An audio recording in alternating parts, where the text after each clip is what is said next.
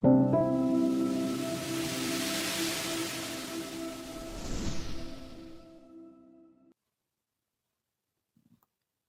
my beloveds. Welcome back to my YouTube channel. I am Anika Faye, the Violet Flame Intuitive, back with another one. And this one will be a card pull for the day for the collective. We'll see what comes out and we'll look into the energies of that card and listen for messages from Spirit to go more deeply into those meanings. As I mentioned on my community tab for my channel, I'm going to be expanding the channel into additional areas.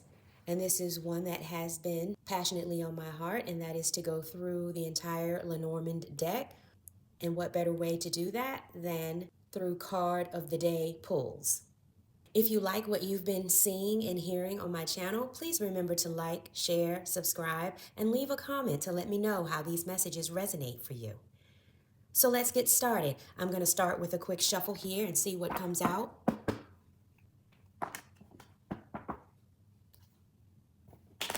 The light of God surrounds us. The love of God enfolds us. The power of God protects us. And the presence of God watches over us. Wherever we are, God is. And all is well. So be it. Thank you, Spirit.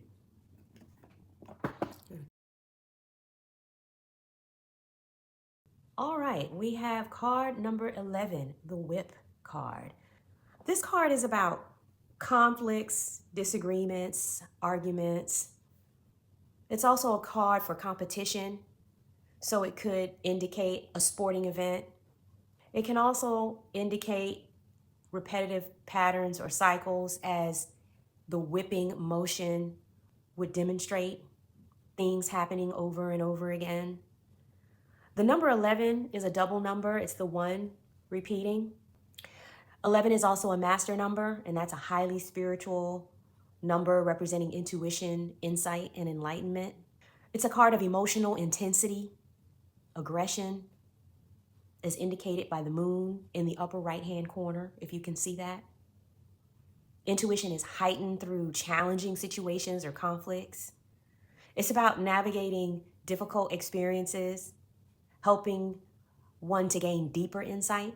And by addressing conflicts, we move toward greater clarity and awareness.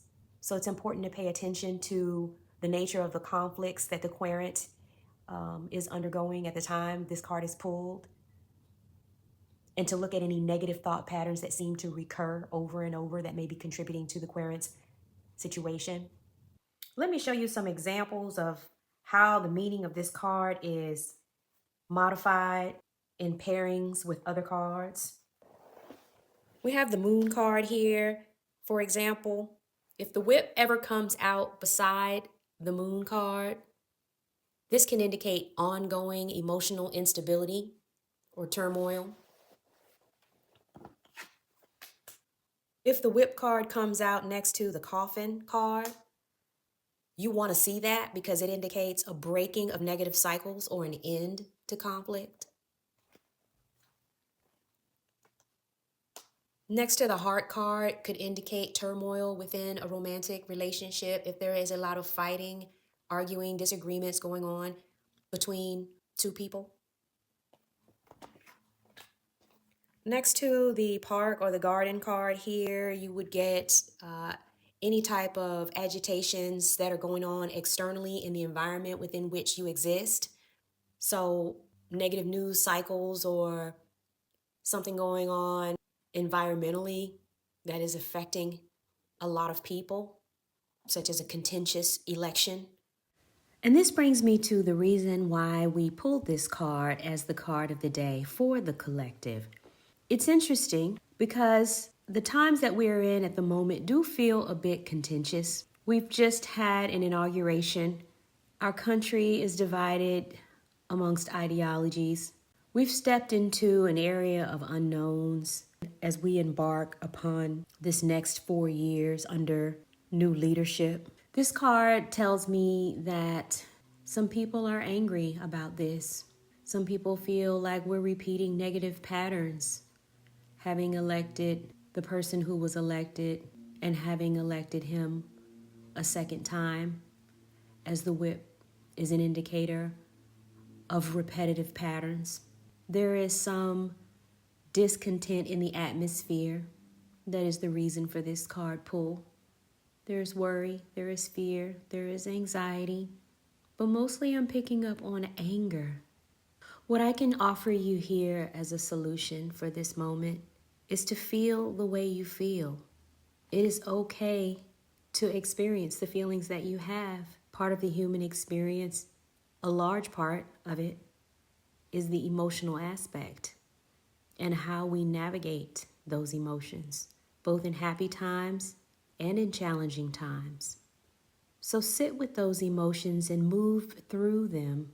The quickest way to integrate uneasy emotions is to move through them, not to suppress them, not to pretend that they're not there, not to drown them in self-medicating, not to feel ashamed of them, not to feel guilty about them.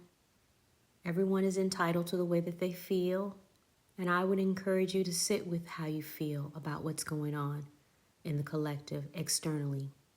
What are your emotions trying to teach you, trying to show you about yourself? Something is coming up to be healed. Observe it, become aware of it so that you know where your spirit is guiding you to focus, going within, tapping into those feelings as your inner guidance system.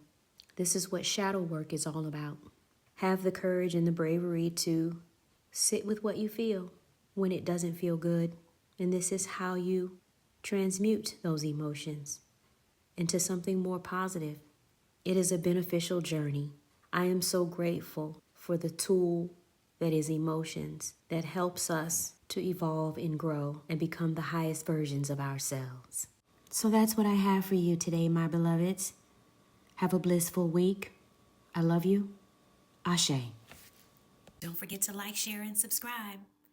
And let me know how these messages are resonating for you in the comment section.